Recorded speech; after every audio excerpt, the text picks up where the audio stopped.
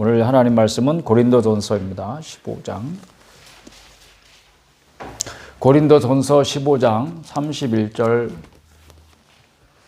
같이 한번 읽어보실까요? 시작. 형제들아, 내가 그리스도 예수 우리 주 안에서 가진 바 너희에 대한 나의 자랑을 두고 단언하노니 나는 날마다 죽노라. 아멘.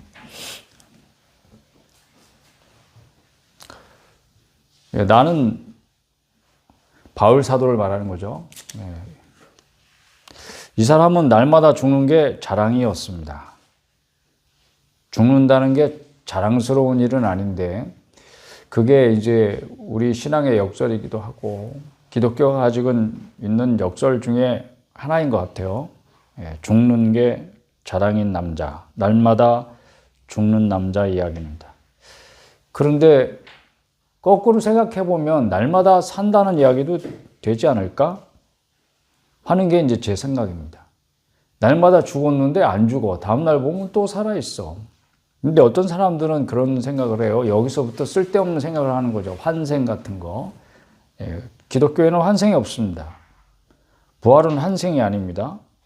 이제 오늘 하려고 하는 이야기도 그런 이야기가 되겠는데 날마다 죽고 다시 사는 생활의 반복이라는 것이 뭐 죽고 다시 태어나고 죽고 다시 태어나고 마치 그렇게 환생인 것처럼 생각하시면 안 됩니다.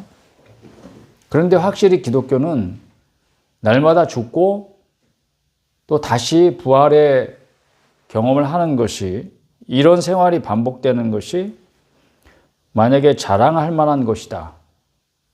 그러면 신앙생활의 비밀을 알려주는 단서일지도 모르겠다 하는 생각을 하게 됩니다. 신앙생활을 잘하고 싶으면 이 비밀은 꼭 알아야 되겠다 하는 그런 마음입니다.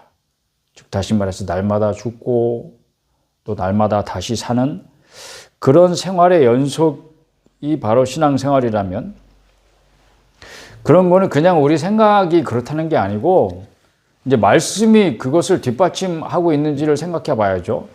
나는 부활이요 생명이니 나를 믿는 자는 죽어도 어떻게 하겠고 살겠고 살아서 나를 믿는 자는 영원히 죽지 아니하리니 이것을 네가 믿냐? 누가 하신 말씀이죠? 요한복음 11장에 보면 예수님께서 나사로 장례식에 가셔가지고 마르다에게 하신 말씀이에요. 나를 믿는 자는 죽어도 살겠고 그랬으니 여기 믿는다는 게 뭘까요? 예수님을 믿는 거죠. 나를 믿는 자는 그랬으니까. 그러면 예수님을 믿는 게 어떻게 하는 거야? 누가복음 18장에 바리새인하고 그 세리 비유를 예수님께서 말씀하셨거든요. 바리새인하고 세리가 기도하는 장면이 나와요. 이게 두 사람을 등장시킨 이유가 뭘까? 한 사람은 바리새인이고 한 사람은 세리인데 이게 이제 실제로 일어나는 일을 이야기한 게 아니고 비유니까. 바리새인 그러면 그 당시에 의인의 대표예요. 의인. 의롭게 사는 사람이다. 사회가 인정하는 의인이죠. 세리는요. 창녀와 함께 그 당시 죄인 취급당하던 직업군 가운데 하나입니다. 세리 그럼 무조건 죄인의 대표인 거예요. 한 사람은 의인의 대표고 한 사람은 죄인의 대표라. 누가 인정하는? 사회가 인정하는. 그 당시 사람들이 인정하는 그런 거예요. 그 두 사람을 비유에 등장시키셨습니다. 그래서 예수님께서 하고자 하는 말씀이 뭘까요? 하나님께 의롭다 하심을 받는 자는 어떤 사람인가 그 얘기하고 싶어 하시는 거죠. 세리가 결론부터 말하면 세리가 하나님께 의롭다 하심을 받았대요. 예수님 말씀은 그래요. 왜 그러냐? 그의 기도를 살펴볼까요? 그는 기도를 어떻게 했습니까? 잘 기억해 보세요. 누가복음 18장 잊어버리신 분, 기억 안 나시는 분을 위해서 한번 읽고 시작할까요? 누가복음 18장 9절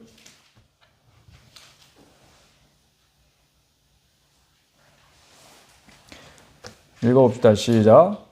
또 자기를 의롭다고 믿고 다른 사람을 멸시하는 자들에게 이 비유로 말씀하시되 두 사람이 기도하러 성전에 올라가니 하나는 바리새인이요 하나는 세리라 그랬습니다. 여기까지만 읽고, 자, 세리 기도 얘기했으니까 13절 읽어봅시다. 시작. 세리는 멀리 서서 감히 눈을 들어 하늘을 쳐다보지도 못하고 다만 가슴을 치며 이르되 하나님이여 불쌍히 여기소서 나는 죄인이로소이다.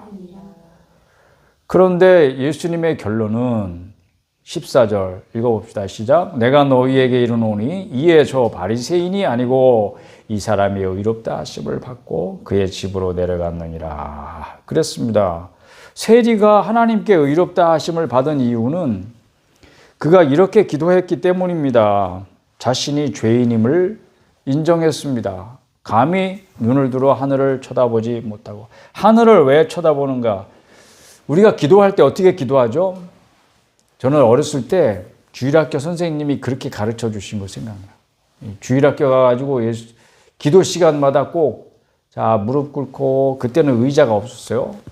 바닥에 방석 깔고 앉는 시대였으니까, 무릎 꿇고, 두 손 모으고, 눈 꼭 감고, 기도하겠습니다. 이렇게 하고 기도를 시작하셨던 기억이 있어요. 우리는 그렇게 배웠어요. 그렇죠. 네. 제가 기억해도 어렸을 때 다 어른들이 이렇게 기도했어요. 두 손을 모으고. 그래서 아주 어렸을 때는 다 기도를 이렇게 하기 시작했는데 언제서부턴가 뭐 손을 풀더라고. 뭐 이렇게도 기도하고 뭐 아마 미국 영화 다시 클 것 같아. 미국 사람들은 기도할 때 보니까 이렇게 기도하더라고.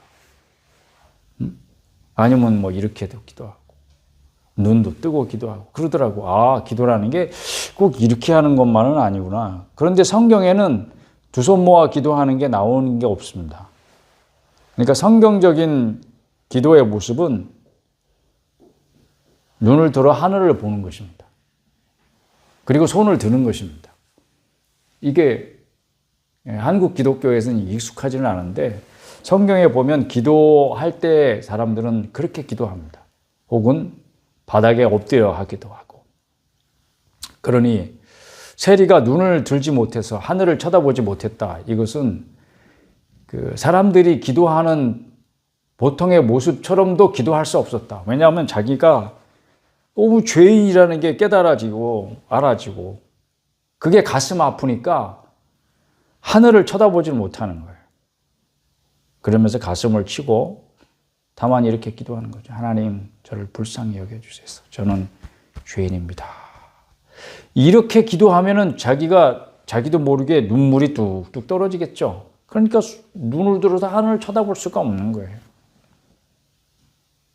그런데 하나님은 그거를 인정을 의롭다고 하셨다. 왜? 그래서 우리는 의롭게 여김을 받는 게 어떤 건지 여기서 배우는 거예요. 세리의 기도에서. 이게 바로 성경이 말하는 믿음의 정의입니다. 자기가 죄인임을 인정하는 것. 그리고 자기 죄를 어떻게 깨끗하게 씻고 그리고 죄에서 나를 구원하실 분은 오직 하나님뿐이라는 사실을 인정하는 것. 그리고 그 모든 것에 대해서 하나님만 의지하는 것. 나를 불쌍히 여겨주실 분은 오직 하나님뿐입니다. 하나님만 의지하는 게 믿음의 전부예요. 믿음의 정의예요. 그래서 하나님은 이 믿음을 의로 여기셨어요. 그래서 이 세리가 하나님께 의인으로 인정함을 받고 돌아가게 된 것입니다. 어떻게 예수님을 믿는다는 게 뭔지에 대한 대답이 좀 되셨습니까? 저는 근데 믿음이 뭐냐? 뭐 이런 책의 제목도 있고 그러면 그 책에 보면 뭐 이렇게 저렇게 막 구구절절 성경에서 막 여기저기 뭐 경험, 간증, 고백 그런 걸 읽으면 아, 믿음이란 이런 거구나. 그런데요. 돌아서면 또 물어요. 또 제 자신한테 야, 과연 믿음이라는 것이 무엇이냐? 응? 내가 예수 믿는 도리를 가르치는 사람인데 아니 그 이전에 한 사람이 그리스도인으로서 내가 믿는다고 하는데 야, 도대체 믿는다는 게 뭐야? 응? 믿는다는 게 뭘 믿는 거야? 혹은 누구를 믿는 거야? 어떻게 하는 것이 믿는 거야? 또 계속 또 묻게 돼요. 또 묻게 돼요. 아는 것 같은데 돌아서면 또 묻게 돼요. 왜 그럴까요? 믿음이 실제가 될 때까지는 계속 자기의 영혼이 자신의 믿음을 점검하는 것 같아요. 네가 진짜 실제로 믿는다고? 넌 믿는 거냐? 네가 믿는 대상이 확실하냐? 이렇게 제 자신에게 계속 묻게 만들어요. 그래서 믿음이 무엇인지를 끊임없이 궁금해하고 찾고 구하게 만드는 것 같아요. 근데 이게 아마 죽을 때까지 계속 그럴 것 같아요. 왜냐하면 나는 이제 더 이상 모든 걸 알았어. 난 믿음이 뭔지 알았고 더 이상 궁금해하지 않아. 이건 뭐예요? 하산할 때가 됐다는 거잖아요. 과연 그런 날이 언제 올까요? 다 알았으면 이제 더 이상 궁금해하지도 않을 건데 그럼 뭐하러 교회 다니겠어요? 뭐하러 책을 보겠어요? 뭐하러 성경을 읽겠어요? 뭐하러 기도하겠어요? 다 알아버렸는데. 그러니까 바꿔 말하면 내가 이제 다 알았어 하게 되는 날이 죽기 전에는 안 올 거다 그런 뜻이죠. 그러니까 우리는 계속 궁금해하고 또 계속 답을 찾고 계속 묻고 이런 관계가 계속 될 거예요 앞으로. 그러니까 당황하지 마세요. 뭔가 내가 아는 것 같았는데 돌아서면 또 모르겠다고 하는 사실에 대해서 당황해 하시는 분들이 많기 때문에 말씀드리는 거예요. 그게 정상이다. 신앙생활의 정상적인 과정이다. 그리고 그런 마음, 그런 심정은 여러분만이 아니다. 그걸 알아주시기를 바라고 여러분들은 정상적인 신앙생활의 과정을 계속 가고 있다. 그런 이야기죠. 바리새인의 경우를 한번 봅시다. 바리새인은 어떻게 기도했나? 11절 읽어봅시다. 시작. 바리새인은 서서 따로 기도하여 이르되 하나님이여 나는 다른 사람들 곧 토색, 불의, 간음을 하는 자들과 같지 아니하고 이 세리와도 같지 아니함을 감사하나이다. 나는 일회에 2번씩 금식하고 또 소득에 11조를 드리나이다.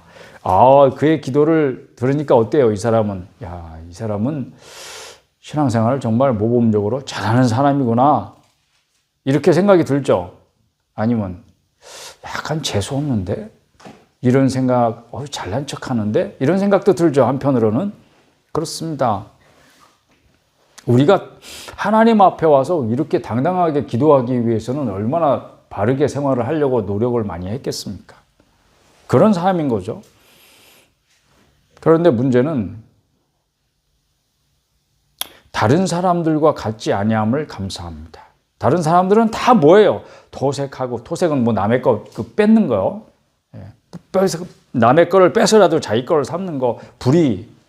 그러는 과정에서 옳지 않은 일들을 하고, 또 간음하고, 자기만큼 뭐 이런 사람이 없다는 그런 기도를 하면서 나는 그렇게 살지 않은 거 감사해요. 그리고요, 금식도요, 정해진 대로 하고요, 또 소득의 11조도 드리고요. 이거를 자랑스럽게 하나님 앞에 기도했다고요. 자기의 의로 충만한 거예요.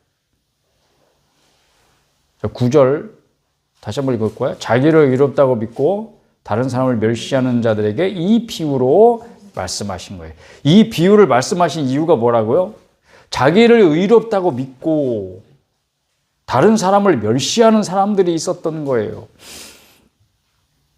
그의 믿음은 뭘 믿는 거예요? 자기의 의로움을 믿는 거예요. 나는 저렇게 불의한 짓을 안 하니까 나는 의로운 사람이구나. 나는 저렇게 나쁜 짓 하지 않으니까 나는 의로운 사람이구나. 자기의 의로움을 믿는 거였어요. 그 근거는 자기의 옳은 행실이었어요. 자기 행위를 믿는 거예요. 그리고 사회가, 그 당시 사회가 요구했던 율법 준수. 나는 이만큼 이런 거 다 지켰어. 나는 법을 지켰고 어긴 것이 없어. 사람들이 의롭게 생각할 만한 행동을 했어. 그래서 그 결과가 어떻게 됐어요? 다른 사람을 멸시한 거예요. 아이고, 저 사람은 내가 아는데 나쁜 놈이야. 남의 거 등쳐먹고 사는 사람이야. 옳지 않아. 간음을 하는 자였어. 그런 소문이, 좋지 않은 소문이 도는 사람이야. 그러면서 자신보다 못한 다른 사람들의 잘못을 크게 보는 그런 결과를 낳았던 거예요. 이 비유의 결론 14절이죠. 무릇 자기를 높이는 자는 낮아지고 자기를 낮추는 자는 높아지리라. 이 비유를 말씀하시고 결론이 그거였습니다. 자기를 의롭다고 믿는 사람들은 어떻게 될 거예요? 낮아질 거예요. 어디까지 낮아지겠어요?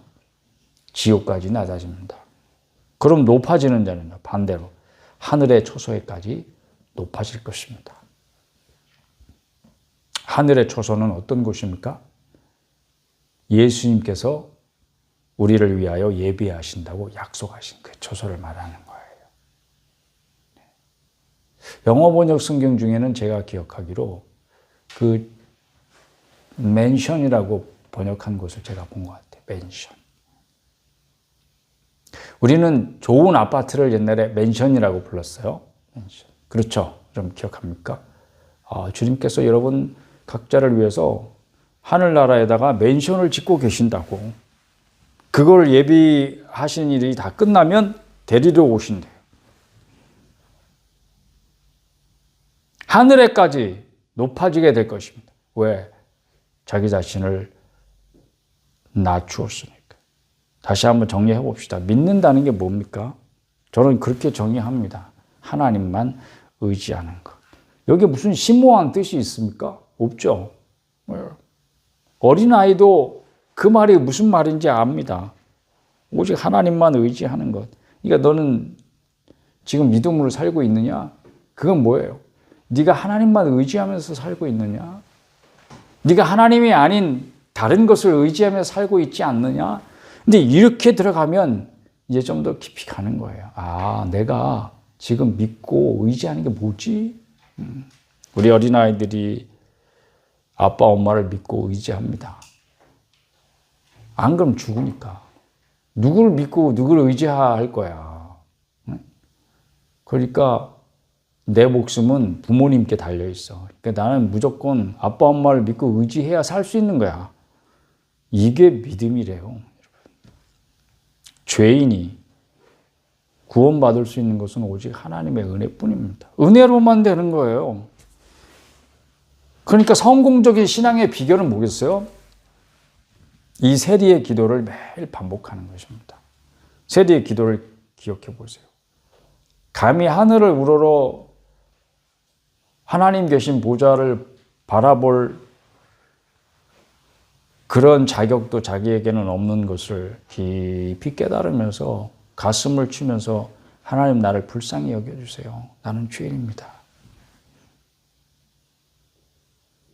믿음으로 의롭다 하심을 받았는데 그럼 내가 의인이에요? 죄인이에요? 또 시작하네. 이게 또 시작해. 매 항상 잊어버릴 만하면 반복하는 거예요. 그래서 당신은 믿음입니까? 죄입니까? 이 대답을 잘해야 이단이 안 되는 거예요, 여러분. 그러면 겁이 납니까? 내가 대답 잘못해서 이단 취급받으면 안 되는데 이렇게 하지 말고 자유롭게 한번 생각해 보세요. 하나님이 우리를 자유케 하시려고 자유케 하는 말씀을 우리에게 주셨는데 말씀이 오히려 우리에게 올무가 되면 안 되잖아요. 그렇죠? 말씀을 잘 생각해 보세요. 믿음으로 의롭다 하심을 받았어. 그러면 내가 의인이야, 죄인이야? 의인이지. 그런데 나는 죄를 지어, 안 지어? 또 짓지. 그 잘못했어요. 용서해 주세요. 그 죄사함의 은혜를 받았어. 할렐루야. 내 죄를 용서해 주셔서 감사합니다.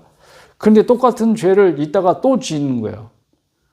그러면 이놈은 죄 졌으니까 죄인이야, 의인이야? 죄인이네. 그러니까 죄인 됐다가 의인 됐다가 죄인 됐다가 의인 됐다가 뭐 그런 거예요, 우리가. 그러니까 지식이 없으면 이렇게 장난스러운 게 된다니까, 신앙이. 이랬다 저랬다. 우리의 신앙이 이랬다 저랬다 할 수 있는가? 그러면 예수님께서 나를 위하여 죽으셨다고 하는 이 사실을 믿어서 내가 구원을 받았는데 이랬다 저랬다 하면 예수님께서 행하신 일들이 나한테 효력이 있어졌다가 없어졌다가 있어졌다가 없어졌다 이렇게 되는 거야. 무슨 신앙이 장난도 아니고. 옷처럼 뭐 입었다 벗었다 이것도 아니고 이런 거예요, 여러분. 예수님께서 나를 위해서 행하신 일들은 성경에 기록이 되어 있고 그 일은 한 번 이루어졌으나 영원한 효력이 있었어. 누구도 그 효력에 대해서 없앨 수가 없는 거예요. 지워버릴 수가 없는 거예요. 영원한 효력이 있는 거예요. 그래서 나에게 하나님께서 그 은혜를 주신 사실은 영원히 변할 수 없어요. 바뀔 수 없습니다. 그러니까 하나님의 택하신 백성은 영원한 구원이에요. 그러나 내 자신의 상태를 똑바로 보라고요. 자신을 의인으로 여기지 않고 무엇으로 여기는 것이 진정한 믿음의 자세입니까? 자신을 용서받은 죄인으로 여기는 것이 진정한 믿음의 자세입니다. 나 의인 됐으니까 난 이제 의인이야. 이게 아니고 용서받은 죄인인 거죠. 그러면 이 용서받은 죄인이 나를 그럼에도 불구하고 의롭다고 여겨주시고 사랑해 주시는 하나님 앞에 어떻게 살아야 되겠어요? 나를 내치지 않으시고 자녀 삼아 주시고 예수님의 생명의 은혜를 힘입어 영생을 누리도록 하나님의 자녀 삼아 주신 그 은혜에 감사하면서 하나님만 의지하는 그런 삶을 살게 되는 거죠. 신앙도 생활도 삶과 죽음까지도. 그리고 좌우를 돌아보지 않고 하나님만 의지하고 똑바로 앞으로 나가는 삶을 살아가게 되는 거예요. 이거를 고린도전서 15장에서 날마다 죽는다 이 말씀에 대입하면 어떻게 되는 거예요? 뭐를 죽이는 거예요? 내 목숨을 끊는 게 아니고 자기 의의를 날마다 죽이는 거예요. 자기 의의는 뭐예요? 내가 옳다고 생각하는 행동을 하면 내가 옳은 사람이 되고 왜 저 사람은 나같이 살지 못하나? 저 사람은 내가 하는 이 의로운 행동을 왜 하지 못하나? 그리고 계속 다른 사람들을 정죄하고 멸시하게 되는 그 삶을 죽이는 거예요. 자기가 의롭다고 하는 생각을 하게 만드는 그런 원인들이 있잖아요. 그게 뭐예요? 자기의 옳은 행실인 거예요. 경건 생활인 거예요. 이 사람이 말하는 일에 2번씩 금식하고 이건 누가 정했어? 자기가 이렇게 하면 하나님 앞에 정말 이 옳은 행동이 될 거야 라고 생각했을지도 모르고 그 당시 사람들이 의로운 사람들은 믿는 사람들은 일주일에 2번은 금식해야 돼. 이렇게 관습적으로 정해졌을 수도 있지. 그리고 소득의 11조 이런 거. 그런 것들이 오히려 나를 의롭게 만드는 행동이 될 수 있다는 거. 그것 때문에 다른 사람을 멸시하게 된다. 그러면 틀림없이 그거는 자기가 옳다고 생각하는 거라고 이렇게 생각하면 될 것 같아요.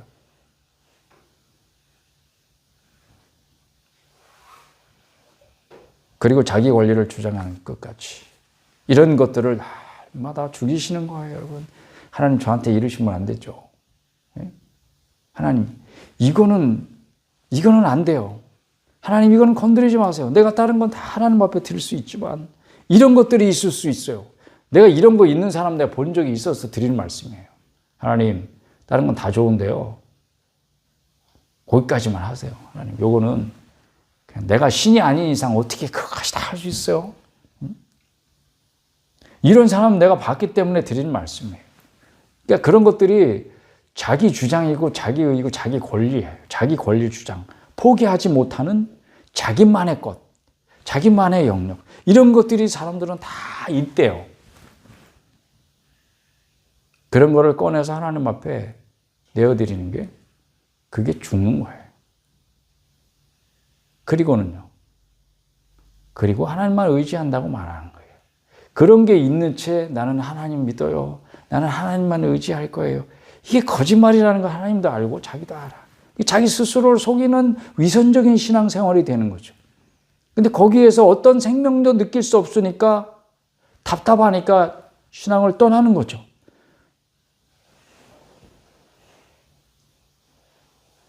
하나님만 의지하는 게 무엇인지 그게 실제가 돼야 그래야 우리의 신앙생활들은 사실은 본궤도에 올 수 있어요. 죽는 것이 먼저예요. 그러니까 죽는 게 돼야 돼요. 그러니까 이게 안 되니까 매일 반복하는 거예요. 그래서 사도가 나는 날마다 죽노라. 이 말이 그냥 나는 날마다 죽어서 어떤 경지에 이르렀어. 너희들은 까불지 마. 이런 허세를 부리는 것이 아니고 내가 나를 알기 때문에 매일 죽을 수밖에 없어. 그리고 이게 신앙의 사실은 핵심이야. 내가 죽으면 어떻게 해? 그 다음은 어떻게 된다고? 하나님이 인도하실 겁니다. 하나님이 살리실 겁니다. 나를 믿는 자는 죽어도 살겠고 그러셨습니다. 염려하지 말라는 말씀을 우리는 수없이 듣습니다. 성경을 읽다 보면 근심하지 마라. 하나님을 믿으니 또 나를 믿으라. 요한복음 14장이죠. 근데 거기만 있는 게 아니라 근심하지 마라. 염려하지 마라. 이 말씀이 계속 반복해요. 또 뭐 하지 마라? 두려워하지 마라. 이 말씀이 염려하지 마라는 말씀만큼 나와. 우리가 염려하고 두려워하는 건 무엇 때문이죠? 내가 누군가를 믿고 있는데 그 사람이 나를 배신하면 어떡하지?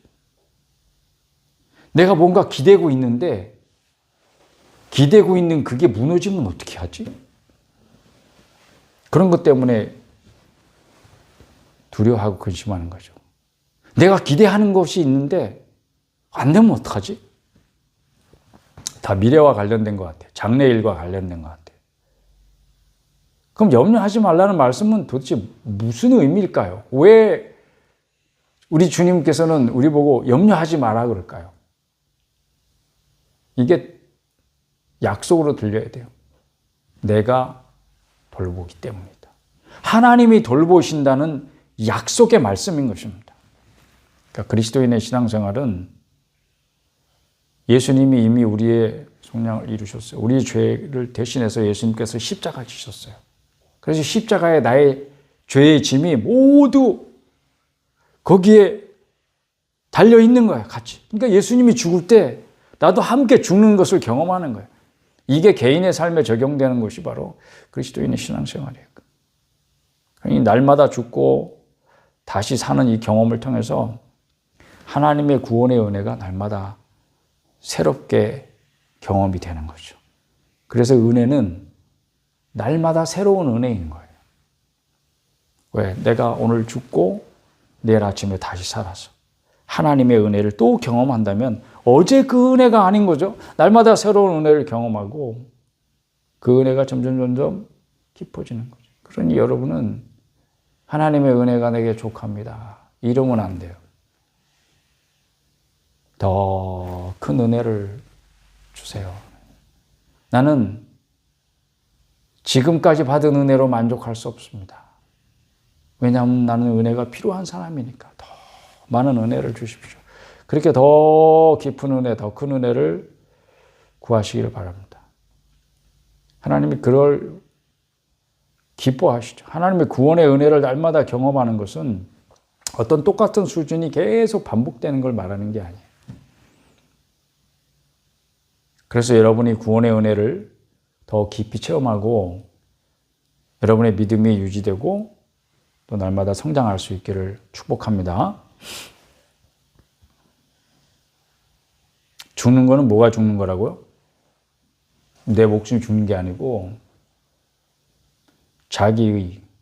자기의를 죽이는 거예요. 누가복음 아까 우리 함께 읽은 누가복음 18장의 바리새인과 세리의 비유를 통해서 자기가 옳다고 믿는 그 사람이 하나님께 의롭다 여김을 받은 게 아니고 자기가 죄인입니다. 하나님 나를 불쌍히 여겨주세요 하는 이 세리가 하나님께 의롭다함을 받았다고 하는 사실을 한번 생각을 해보세요. 그러니까 거듭난 이후에 우리 신자의 생활은 날마다 죽는 거예요. 내가 옳다고 생각했던 것들이 죽는 거예요. 지금 봐봐요. 세상이 자기가 옳다고 생각하는 사람들이 세상을 좋게 만들고 있어요. 혼란스럽게 만들고 있어요. 자기가 옳은 것은 좋다 이거야. 그러나 자기가 옳으면 자기와 생각이 다른 사람들은 다 옳지 않은 거예요. 그러니까 자기 의가 얼마나 악한 것인지 생각해봐요. 자기는 살고 다른 사람이 죽는 거죠. 그러나 자기 죽을 때 세상이 사는 거예요. 자기가 죽으면 하나님이 살아요. 여러분, 하나님만 의지하는 것은 결국 내가 죽고 내 안에서 우리 주 그리스도께서 사시는 거예요. 이게 알아지고 깨달아지고 믿어질 수 있기를 축복합니다. 그러니까 여러분들이 내가 죽는 순간 주님께서 내 안에 사시잖아. 그럼 나는 주님으로 사는 거예요. 그게 의지야, 의지. 나는 주님만 의지하면서 삽니다. 내 직장에서도, 학교에서도, 가족에 대해서도, 친구에 대해서도, 생계에 대해서도, 건강에 대해서도, 내 장래에 대해서도 하나님을 의지합니다. 하나님만 의지합니다. 이게 믿음이죠. 그리고 이 믿음만이 정확하게 하나님을 기쁘시게 할 수 있습니다. 믿음이 없이는 하나님을 기쁘시게 못하나니 히브리서의 진리의 말씀은 또 말씀드리지만 어떤 깊은 신비를 말하는 게 아니에요. 우리의 믿음의 핵심이고 이게 전부예요. 하나님을 의지한다는 걸 생각해 보세요. 지금은 우리가 볼 길이 없지만 옛날에 짐을 실어 나르는 도구 중에 지게라는 것이 있어요. 지게 아세요? 지게? 사람이 등짐을 질 때 말이죠.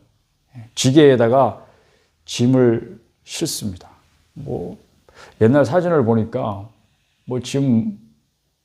별거를 다 소여물을 지게에 짊어지고 가기도 하고, 옹기장수가 옹기 아시죠, 여러분? 예? 항아리.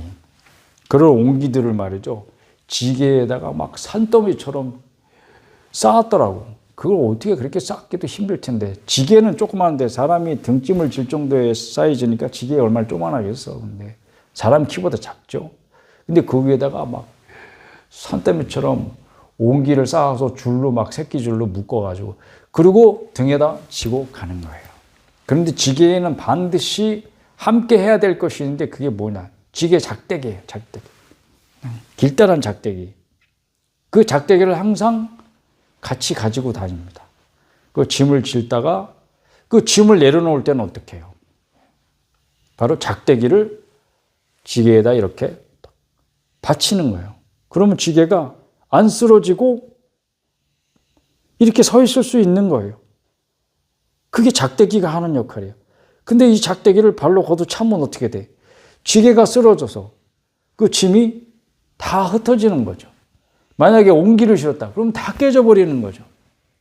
그럼 이 지게는 뭐를 의지하고 있습니까? 작대기를 의지하고 있는 거예요, 여러분. 의지한다는 게 바로 그런 거예요. 이렇게 기대고 있는 거예요. 내가 뭘 기대고 있는가 잘 생각해 보세요.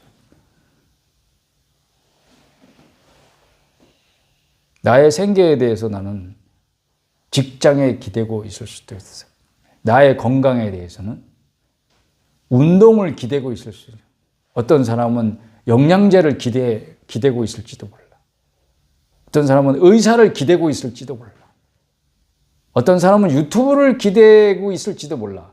맨날 유튜브에서 뭐 하는 소리만 들으면 뭐가 좋댄다, 뭐가 좋댄다. 그냥 뭐가 좋다면 귀가 얇아가지고 뭐든지 하려고 그래, 막.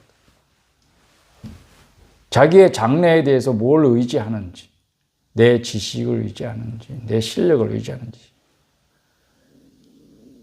아니면 운을 의지하는지. 나는 항상 운이 좋았어. 그러니까 자기 운을 의지하든지. 그런 게 믿음이죠. 그런데 우리의 믿음은 그 모든 것에 대해서 하나님을 의지하는 것이 우리의 믿음입니다. 그 믿음이 하나님을 기쁘시게 합니다. 하나님은 여러분이 스스로 서는 거, 뭐든지 스스로의 힘으로 뭔가 이뤄내는 것을 기뻐하시지 않습니다. 하나님을 의지하는 게, 그게 하나님을 기쁘시게 합니다. 하나님 도와주세요. 나의 도움은 하나님 뿐이에요. 이런 걸 좋아하시지. 아이고, 녀석이 많이 컸네. 이제는 스스로 옷도 갈아입고 스스로 씻기도 하고 알아서 밥 먹고 학교도 가고, 아이고 많이 컸네. 그래, 스스로의 힘으로 잘해봐라. 스스로 힘으로 돈도 벌고 직장도 다니고 결혼도 하고, 그래, 어이구, 그게 크는 거지. 세상의 부모는, 육신의 부모는 자녀들이 뭔가 커서 성장해서 스스로 힘으로 자기의 생계 문제를 해결하고 의식주 문제 해결하고 직장 생활도 하고 사회 생활도 하고 그거 대견하게 생각합니다. 그러나 하나님 아버지는 자기의 자녀들이 스스로 힘으로 뭔가를 해내는 것을 대견하게 생각하시는 그런 아버지가 아니에요. 모든 것에 대해서 하나님을 의지하는 것을 기뻐하시는 아버지이십니다. 이 사실을 믿으시기를 바랍니다. 뭐든지 의지가 있다는 게 중요하잖아요, 여러분. 그게 너무 사람 살아가는데 힘이 되잖아요. 그렇지 않습니까? 내가 뭔가 어려움이 있으면 뽀로로 달려가가지고 말하기만 하면 바로바로 뭔가 답이 나오는 어떤 대상이 있어. 그러면 얼마나 살아가는데 힘이 되겠습니까? 그래서 하나님은 나의 힘이십니다. 나의 힘이 되신 여호와여, 내가 주를 사랑하나이다. 그런 고백은 하나님을 그렇게 실제로 믿고 의지하면서 하나님이 힘이 되어주시고 의지가 되어주시는 경험들을 실제 하는 사람에게서 나오는 고백이에요. 거짓말로 하는 것이 아니고. 그런 고백이 여러분의 믿음이 실제가 되어서 여러분의 고백이 될 수 있기를 축복합니다. 하나님이 실제가 여러분의 삶에서 실제로 느끼고 경험하고 부인할 수 없는 그런 사실이 되기 전까지 여러분의 믿음은 그냥 상상 속에만 있는 거예요. 여러분의 믿음을 실제가 되게 하시길 바랍니다. 그러니 어떻게 해야 되겠어요? 날마다 내가 죽어야 되겠죠. 내가 믿는다고 생각하는 거, 내가 옳다고 생각하는 거, 이런 것들이 죽기 전에는 하나님의 실제가 될 수가 없어요. 그러니 가슴을 치면서 아직도 내가 이렇게 믿음이 없습니다. 나의 믿음 없는 것을 도와주세요. 이렇게 기도해야 되지 않겠습니까? 사도 바울의 마지막 권면은 자, 고린도전서 15장으로 다시 돌아가서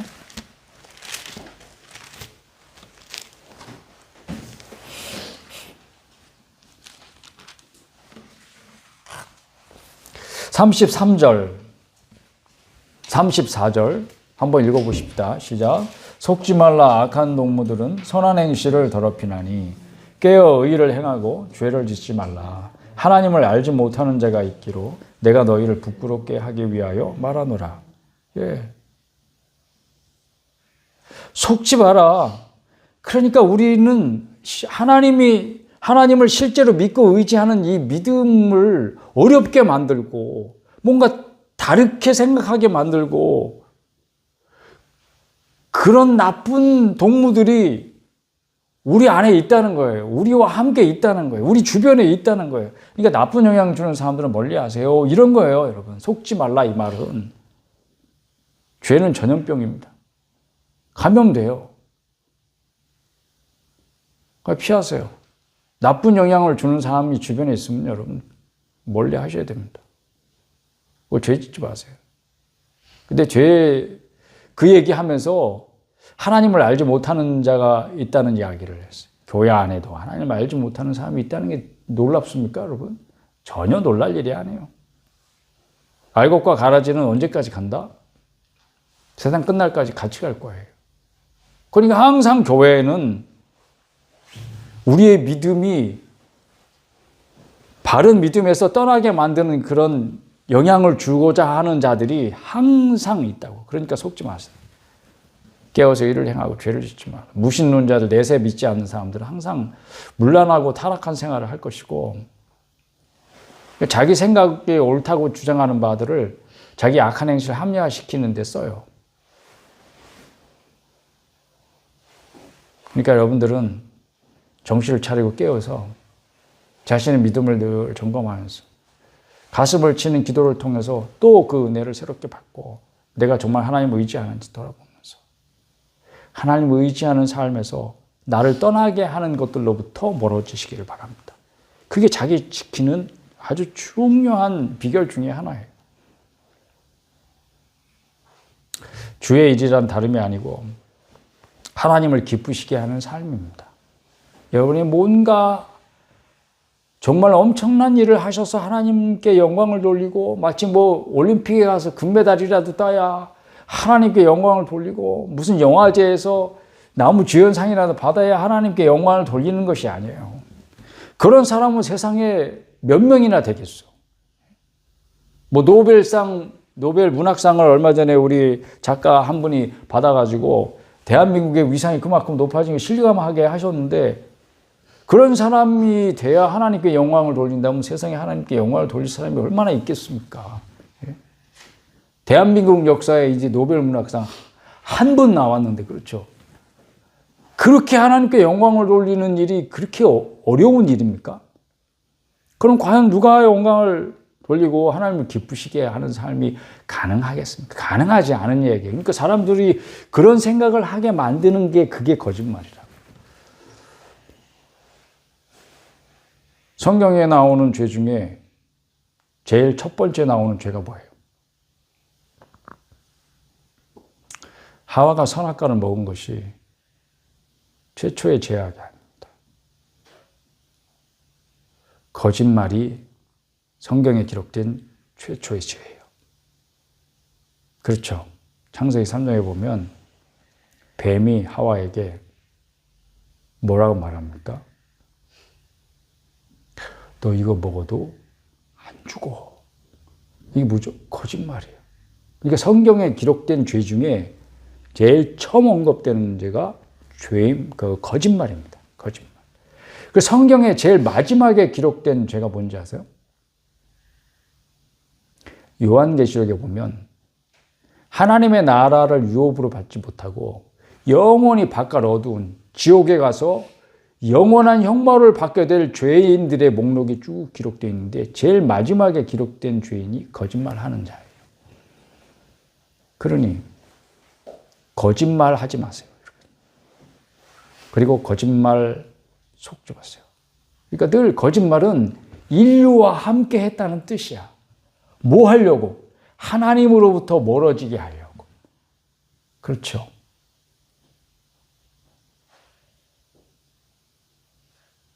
그래서 부모가 자식들을 키울 때 거짓말하는 거 제일 싫어해. 왜? 거짓말이 인류를 망하게 했어. 죄짓게 하고 타락시키고 하나님으로부터 떠나게 하고. 그래서 온 인류는 하나님을 알지 못하는 사람들도 그 본성 속에 거짓말하는 걸 그렇게 싫어해. 그런데 타락한 본성이 거짓말을 잘하게 만들어. 그리고 거짓말에 속게 만들어. 그래서 인류의 많은 부분 불행과 고통이 그 거짓에 당하는 데 있어요. 사랑하는 여러분이요, 거짓말에 속지 마십시오.